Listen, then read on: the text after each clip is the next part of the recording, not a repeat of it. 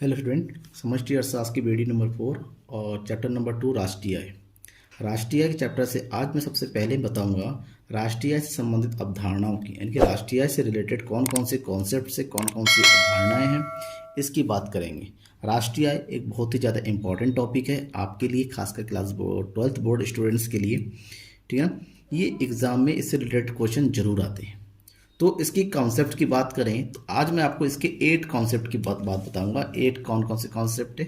बाजार कीमत पर सकल घरेलू उत्पाद जीडीपी एमपी, बाजार कीमत पर सकल राष्ट्रीय उत्पाद जीएनपी एमपी, बाजार कीमत पर शुद्ध घरेलू उत्पाद एनडीपी एमपी, बाजार कीमत पर शुद्ध राष्ट्रीय उत्पाद एनएनपी एमपी, साधन लागत पर सकल घरेलू उत्पाद जीडीपी एफसी, साधन लागत पर सकल घरेलू उत्पाद जीएनपी एफसी, साधन लागत पर शुद्ध घरेलू उत्पाद एनडीपीएफसी और साधन लागत पर शुद्ध राष्ट्रीय उत्पाद एनएनपीएफसी। इन 8 कॉन्सेप्ट को डिटेल से पढ़ेंगे। पूरी वीडियो को देखिएगा लास्ट तक, तब आपके इन 8 कॉन्सेप्ट को अच्छे से समझ में आएगा और आपके इसका अच्छा सा एक नोट भी बना पाएंगे। तो देखते चलिए, ध्यान से लाइक कीजिए, सब्सक्राइब कीजिए चैनल को और अपने दोस्तों के बीच में ज़्यादा से ज़्यादा शेयर कीजिए। सबसे पहले मैं बताऊंगा बाजार कीमत पर सकल घरेलू उत्पाद। जहां पर केवल सकल घरेलू उत्पाद यानी कि जीडीपी की बात है, इसका मतलब वो बाजार कीमत पर सकल घरेलू उत्पाद की ही बात किया जा रहा है। Gross domestic product eight market price. Normally आपने सुना होगा हर जगह जीडीपी ये है, जीडीपी वो है। जब जीडीपी की बात होती है तो बाजार कीमत पर सकल घरेलू उत्पाद की ही बात होती है। तो है क्या ये? जीडीपी का मतलब होता है एक देश की घरेलू सीमा के अंतर्गत एक वर्ष में जितने भी उत्पादक होते हैं, चाहे उत्पादक देश के सामान्य निवासी हो चाहे गैर निवासी हो, उनके द्वारा जितनी भी अंतिम वस्तुओं और सेवाओं का उत्पादन किया जाता है, उन सब का बाजार कीमत का जोड़ बाजार कीमत पर सकल घरेलू उत्पाद यानी कि जीडीपी एमपी कहलाता है। एक देश है, एक देश की घरेलू सीमा है, उसमें जितने भी लोग रहते हैं, चाहे वहां पर विदेशी लोग रह रहे हों या देश के लोग रहें, उनके द्वारा उस देश की सीमा में जितना भी प्रोडक्शन किया जाएगा, उन सभी प्रोडक्शन का जो टोटल है, चाहे वो प्रोडक्शन जो है वस्तुओं का हो सेवाओं का हो, वो अंतिम वस्तु अंतिम सेवा होनी चाहिए। ठीक है ना? उनका जो टोटल लेंगे और वो टोटल वैल्यू जो है मार्केट प्राइस पर लिया जाएगा, बाजार में जो कीमत चलती है उस कीमत पर जोड़ दिया जाएगा, तब जाके उसको जीडीपी एमपी कहेंगे। यानी कि इसको फार्मूले के बेस में देखें तो जीडीपी एमपी क्या होता है? एक देश में एक वर्ष में कुल उत्पादित सभी अंतिम वस्तुओं और सेवाओं का मूल्य ही जीडीपी होता है। यूं के समझ सकते हैं कि देश में जितनी वस्तुओं सेवाओं का मूल्य होता है, उसमें से अगर मध्यवर्ती वस्तुओं के मूल्य को घटा दिया जाए, तब हमें जीडीपी एमपी प्राप्त होता है। इसके बारे में कैसे कैलकुलेट होता है, क्या क्या जोड़ा जाता है, क्या क्या घटाया जाता है, देखते रहिए चैनल को। मैं इसके बारे में जो राष्ट्रीय आय से related calculation of national income में जरूर बताऊंगा। ठीक है ना? अब जीडीपी के बाद नेक्स्ट है बाजार कीमत पर सकल राष्ट्रीय उत्पाद यानी कि GNP MP, gross national product at market price. एक देश की घरेलू सीमा में सामान्य निवासियों द्वारा एक लेखा वर्ष में उत्पादित अंतिम वस्तु और सेवाओं का बाजार मूल्य और इसमें विदेशों से प्राप्त साधन आय को जोड़ दें तो बाजार कीमत पर सकल राष्ट्रीय उत्पाद कहलाता है। यानी कि सेम वही डेफिनेशन है, अंतर इसमें यह है कि जो सकल घरेलू उत्पाद है उसमें से विदेशों से प्राप्त साधन आय को जोड़ दिया जाता है। घरेलू आय यानी कि देश की घरेलू सीमा में उत्पाद वस्तुओं सेवाओं का मूल्य प्लस विदेशों से प्राप्त जो साधन आय होता है, उनका टोटल जो होता है GNP MP. That means GDP MP plus विदेशों से शुद्ध साधन आय। अब बात यहाँ पर ये आती है कि विदेशों से शुद्ध साधन आय कैसे प्राप्त होता है। अब देखिए, विदेशों से शुद्ध साधन आय, जाहिर सी बात है विदेशों में हमारे देश के लोग गए होंगे, वहाँ से वो पैसा कमाते होंगे, अपने देश में बेचते होंगे। देश के ऊपर से हमारे यहाँ पर अपने देश में विदेशी लोग भी रहते होंगे, वो लोग यहाँ पर उत्पादन क्रिया करते होंगे, यहाँ पर पैसे कमाते होंगे और यहाँ से अपने देश को बेचते होंगे। यानी कि हमारे देश के लोग जो विदेशों में कमाते हैं और विदेशी लोग जो हमारे देश में कमाते हैं, उसके बीच का जो अंतर होता है वही विदेशी से शुद्ध साधन आय कहलाता है।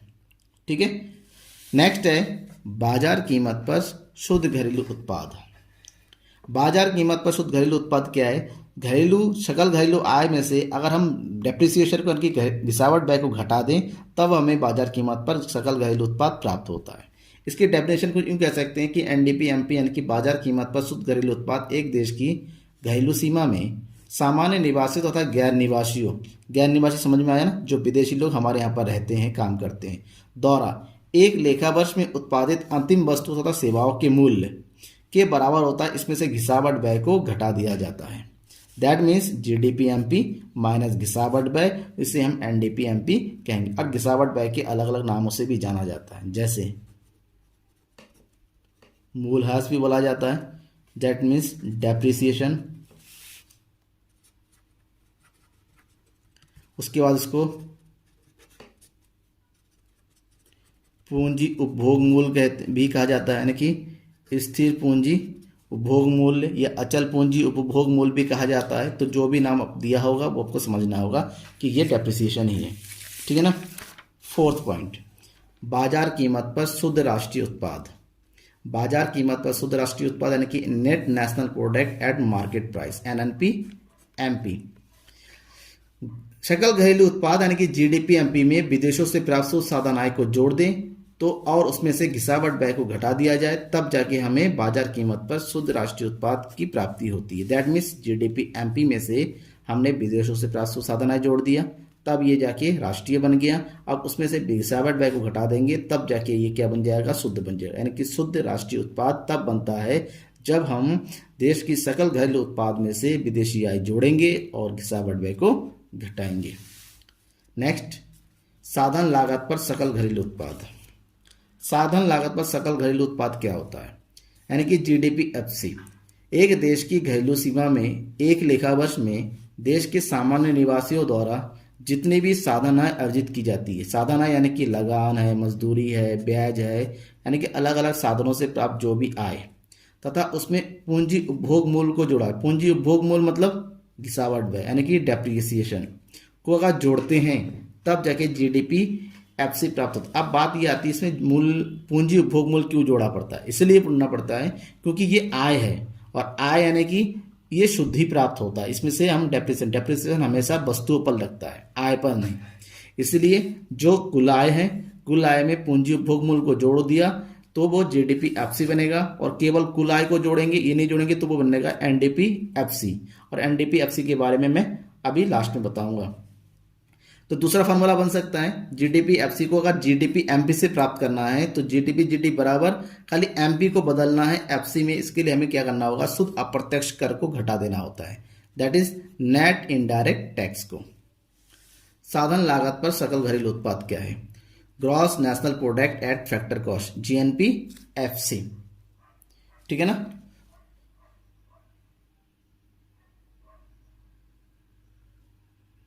जीएनपी एफसी, जीएनपी एफसी एक देश में सामान्य निवासी द्वारा साधन आय तथा विदेशों से प्राप्त साधन आय का जोड़ होता है, और इसमें घिसावट व्यय को भी शामिल किया जाता है। दैट मीन्स अगर जीडीपी एफसी में विदेशी आय जोड़ देते हैं, ठीक है ना, विदेशों से प्राप्त साधन है, तब जाके ये जीएनपी एफसी बनेगा, ठीक है ना। तो इसके बाद नेक्स्ट हमें पढ़ना है साधन लागत पर शुद्ध घरेलू उत्पाद के बारे में। Net domestic product at factor cost NDPFC, और यही एनडीपीएफसी को हम क्या कहते हैं, शॉर्टकट में घरेलू आय बोलते हैं या डोमेस्टिक इनकम बोलते हैं। इसलिए क्योंकि एक देश की घरेलू सीमा में जितने भी साधन आय अर्जित किया जाता है उन सब का योग ही घरेलू आय हो जाता है। दैट मीन्स एनडीपीएफसी बराबर कुल साधन आय। कुल साधन आय जैसे मजदूरी, ब्याज, लाभ, किराया, इन चारों को जोड़ेंगे कुल साधन आय होगा। इसी कुल साधन आय को योग को ही एनडीपीएफसी यानी कि क्या बोला जाएगा, घरेलू आय, डोमेस्टिक इनकम बोला जाता है। डोमेस्टिक इनकम को प्राप्त करने का दूसरा फार्मूला होता है जीडीपी एफसी में से हम क्या करते हैं, घिसावट व्यय को घटा देते हैं, ठीक है ना। और उसके बाद है सबसे इंपॉर्टेंट साधन लागत पर शुद्ध राष्ट्रीय उत्पाद, जिसको हम नेशनल इनकम यानी कि राष्ट्रीय आय कहते हैं, जिसके बारे में हमें पढ़ना है। Net national product at factor का शॉर्टकट में बोला जाता है एनएनपीएफसी। कोई आपसे पूछे तो बताओ एनएनपीएफसी को दूसरा नाम क्या है, दैट इज राष्ट्रीय यानी कि नेशनल इनकम। एक देश में एक लेखा वर्ष में उसकी घरेलू सीमा में अर्जित कुल साधन आय और विदेशों से जो भी साधन आय प्राप्त होता है, इन सब का योग जो है राष्ट्रीय आय होता है। दैट मीन्स एनडीपीएफसी प्लस विदेशों से प्राप्त साधन आय, दोनों को जोड़ेंगे तो हमें एनएनपीएफसी प्राप्त होगा। दैट मीन्स राष्ट्रीय आय प्राप्त होगा, ठीक है ना, राष्ट्रीय आय। अब राष्ट्रीय आय को प्राप्त करने के अगर मान लीजिए आपके पास सकल घरेलू उत्पाद दे रखा है, सकल घरेलू उत्पाद दिया हुआ है, केवल आपसे क्या है, राष्ट्रीय आय निकालना। सकल घरेलू उत्पाद दैट मीन्स जीडीपी एमपी। तो अगर जीडीपी एमपी से राष्ट्रीय आय निकालना है तो क्या करेंगे, हम इसमें से घटा देंगे घिसावट व्यय, ठीक है ना, जोड़ देंगे विदेशों से प्राप्त शुद्ध साधन आय, और इसमें से घटा देंगे शुद्ध अप्रत्यक्ष कर, तब जाके हमें राष्ट्रीय आय प्राप्त होगा। Thank you. वेट कीजिए राष्ट्रीय आय से रिलेटेड नेक्स्ट वीडियो का, ठीक है ना, जिसमें मैं राष्ट्रीय आय की गणना और राष्ट्रीय आय से रिलेटेड दूसरे कॉन्सेप्ट इसके बारे में बताऊंगा। Thank you.